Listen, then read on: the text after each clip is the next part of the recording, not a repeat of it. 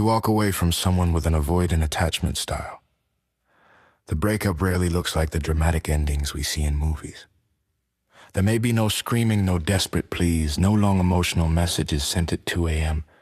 Instead, there is often silence, space, a strange emotional vacuum that feels both calm and deeply unsettling.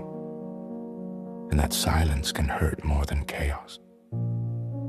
Avoidant individuals value independence, autonomy, and emotional self-sufficiency above almost everything else. Intimacy, especially deep emotional intimacy, can feel overwhelming to them. Not because they do not care, but because closeness can trigger discomfort, vulnerability, and a fear of losing control. So when the relationship ends, their reaction often reflects those inner dynamics.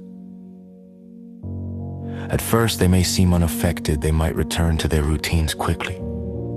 They may throw themselves into work, hobbies, travel, or social activities. On the outside, it can look like they moved on in days. To the partner who is grieving, this can feel brutal.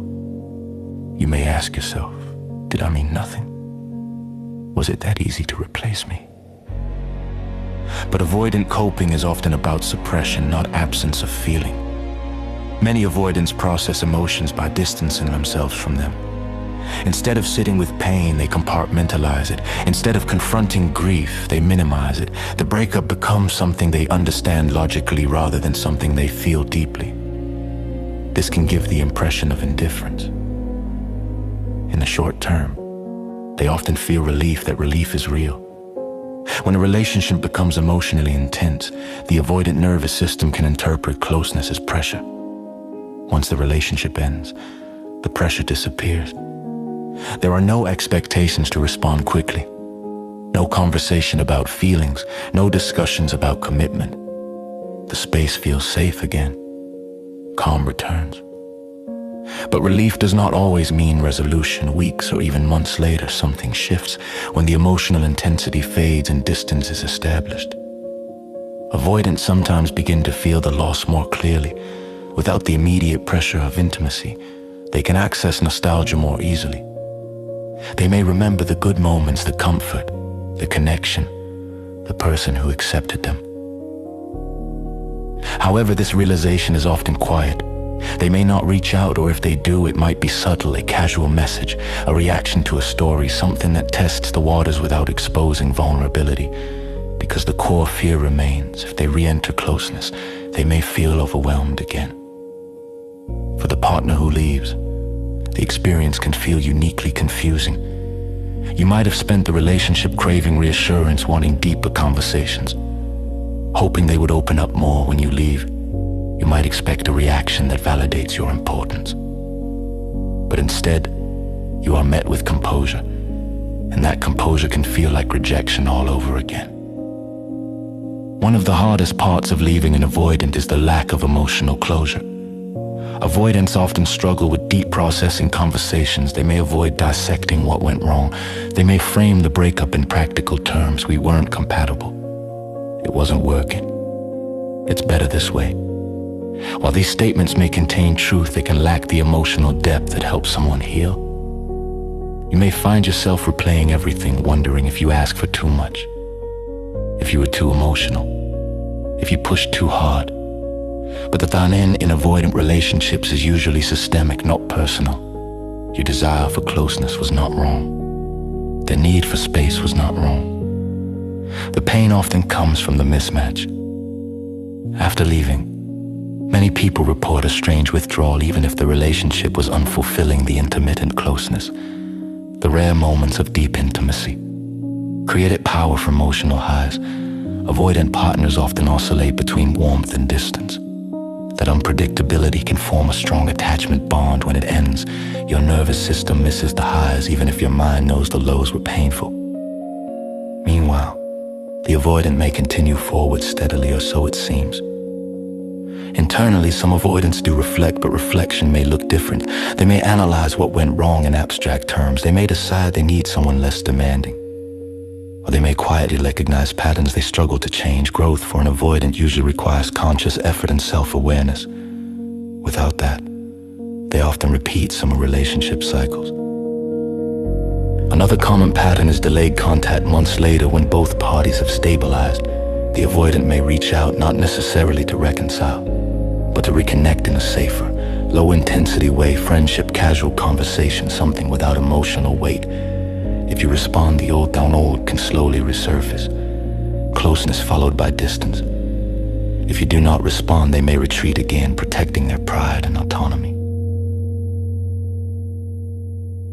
Emotionally, leaving an avoidant can be transformative.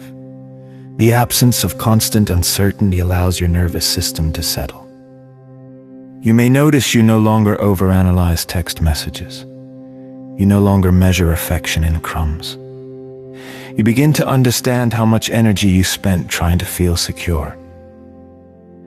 There is often grief not only for the person, but for the potential. Avoidance can be charming, intelligent, independent, and deeply thoughtful in moments of connection. You may have seen glimpses of who they could be in a fully secure relationship. Letting go means accepting that potential is not the same as reality. For some avoidants, the breakup becomes a turning point. Pain can break through defenses. They may seek therapy. They may begin exploring attachment patterns. They may recognize that constant emotional distance protects them from hurt, but also from deep love. Change is possible, but it usually comes from internal motivation, not external pressure. For others, the pattern continues.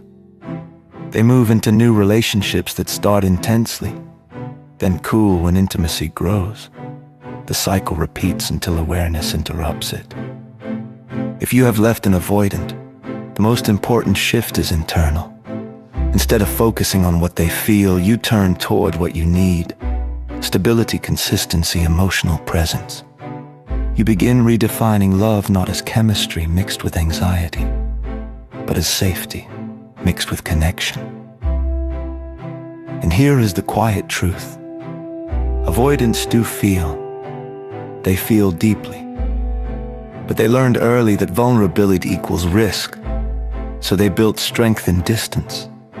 When you leave, they may not collapse, they may not chase, but that does not mean the relationship was meaningless.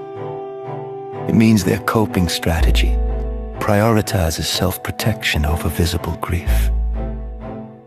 Healing after an avoidant relationship involves reclaiming emotional balance.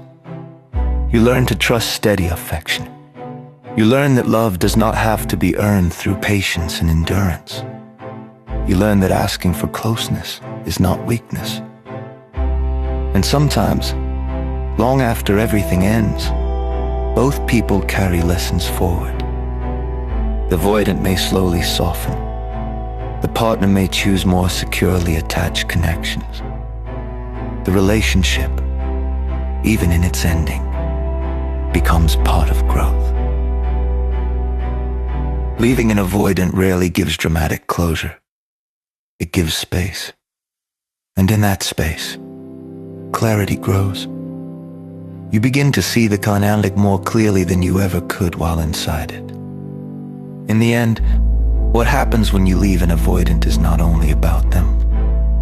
It is about what happens to you. The quiet returns.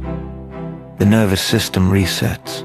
The confusion fades, and eventually, you stop asking why they did not fight harder and start choosing someone who will not need to fight their own intimacy to stay.